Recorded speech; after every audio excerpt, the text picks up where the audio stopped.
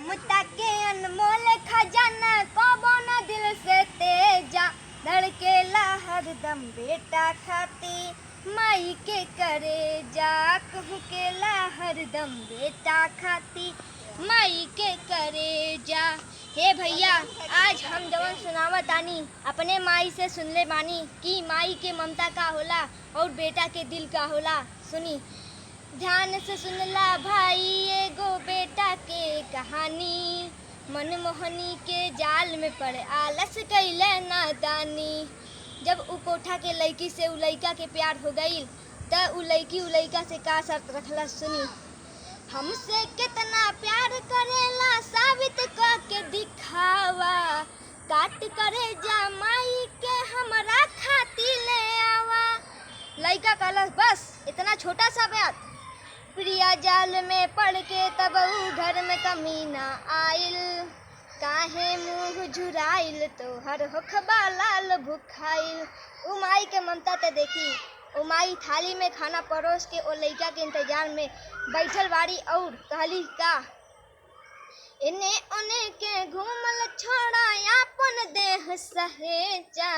कुहू के ला हरदम बेटा खाती माई के करे जा धड़केला हरदम बेटा खाती माई के करे जा। घर में आटा ना रहे ते पड़ोसी से पेचा आटा मांग के घर में 4 गो रोटी बनवली और घर में बेना ना रहे तो अचरा के हवा हाँक हाँक के ओकरा मुँहे में रोटी खियावे लगली और अपने पानी पी के सूत गईली। त उ लइका कैलस का खींच के खंजर सीना पे मरलस उ अपना माई के।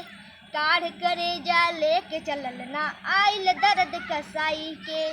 ठोकर से जब गिरल करे जा तम उ ममता जागल।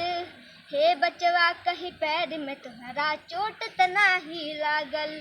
देखी उ माई के ममता करेजा शरीर से बाहर आके अपना लड़का के इतना चिंता करे ताटी। फिर उ करेजा से का आवाज आई बेटा हो तोहके चोट कहीं त न लागल। लास्ट में उ करेजा से का आवाज आई जहाँ वाले जाए के बाट तोहके जल्दी उठा के ले जा। धड़केला हरदम बेटा खाती माई के करे जा। कहकेला हरदम बेटा खाती माई के करे जा। लेके करे जा कहलस देखा कितना हई दीवाना। तोहरा खाती माई के भी कैली आज बेगामा। ठोकर मार के कहलस उल्टा कैसन बाड़ा लाल हो। हवस के मुख पड़ के माई के भी कैला हलाल हो। आज तलक ना देखनी तोहरा जैसन पुत्र कसाई के। हमर कहबा पापी जब ना भइले अपना माई के। कहियो तू हमरो के छोड़बे सटकल तोहर भेजा। धड़केला हरदम बेटा खाती माई के करे जा। कहकेला हरदम बेटा खाती माई के करे जा। आशीर्वाद दो।